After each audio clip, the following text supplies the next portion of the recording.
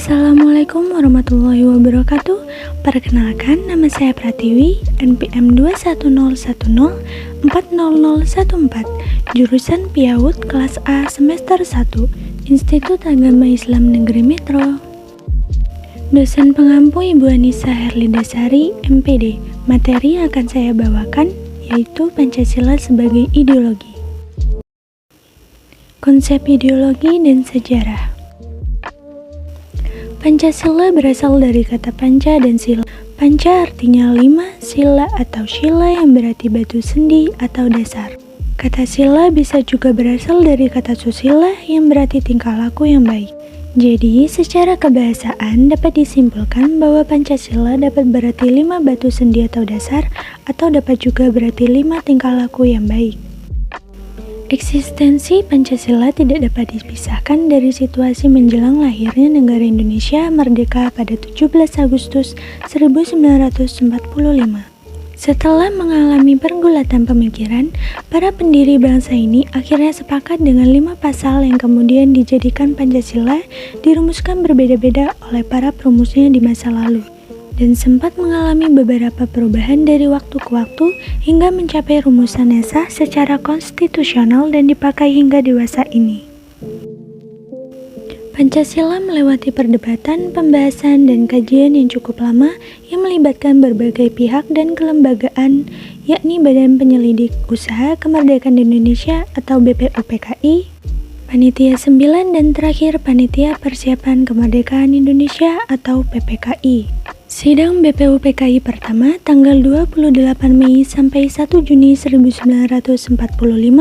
Dalam sidang pertama yang berpidato adalah Mr. Muhammad Yamin. Di hari selanjutnya, tanggal 31 Mei yang mendapat giliran menyampaikan pidato adalah Profesor Dr. Sutomo. Tanggal 1 Juni, giliran Soekarno yang menyampaikan pidato disampaikan tanpa teks. Usulan mereka lalu ditampung dan membentuk Panitia 8 yang bertugas untuk menyusun dan mengelompokkan semua usulan tertulis. Anggota yang beragama Islam menghendaki bahwa negara berdasarkan syariat Islam, sedangkan yang berhaluan nasionalis menghendaki bahwa negara tidak berdasarkan hukum agama tertentu. Maka dari itu dibentuklah Panitia 9. Panitia 9 menghasilkan 5 pasal atau konsep dengan sebutan Piagam Jakarta. Sidang BPUPKI kedua tanggal 10 sampai 16 Juli 1945 lebih menekankan rumusan Undang-Undang Dasar dan susunan pemerintahan negara yang ada pada Undang-Undang Dasar. Sidang PPKI pertama 18 Agustus 1945 dalam rapat 20 menit membahas Piagam Jakarta pada sila pertama dan mendapatkan kesepakatan menjadi kalimat Ketuhanan Yang Maha Esa. Adapun hubungan Pancasila dan agama. Pancasila di dalamnya terkandung dasar filsafat, hubungan negara dan agama merupakan karya besar bangsa Indonesia melalui The Founding Fathers Negara Republik Indonesia. Menurut terminologi, Pancasila adalah Tuhan Yang Maha Esa yang tak terbagi, maknanya sejalan dengan agama Islam, Kristen, Buddha, dan bahkan juga animisme. Menurut Notonegoro dalam Kailan Materialis yang menyatakan bahwa bangsa Indonesia adalah sebagai asal dari nilai-nilai Pancasila yang digali dari bangsa Indonesia yang berupa nilai-nilai adat istiadat kebudayaan serta nilai-nilai religius yang terdapat dalam kehidupan sehari-hari bangsa Indonesia.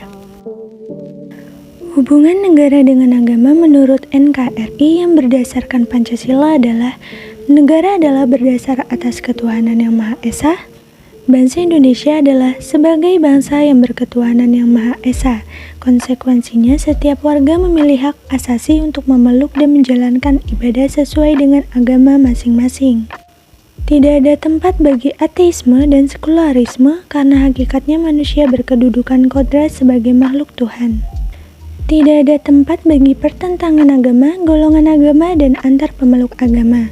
Tidak ada tempat bagi pemaksaan agama karena ketakwaan itu bukan hasil pemaksaan dari siapapun juga. Memberikan toleransi terhadap orang lain dalam menjalankan agama dalam negara. Segala aspek dalam melaksanakan dan menyelenggarakan negara harus sesuai dengan nilai-nilai ketuhanan yang Maha Esa, terutama norma-norma hukum positif. Negara pada hakikatnya adalah berkat rahmat Allah yang Maha Esa. Berdasarkan kesimpulan, Kongres Pancasila dijelaskan bahwa bangsa Indonesia adalah bangsa yang religius. Cukup sekian materi yang dapat saya sampaikan. Jika ada kesalahan penulisan maupun kekurangan dalam isi materi, saya mohon maaf.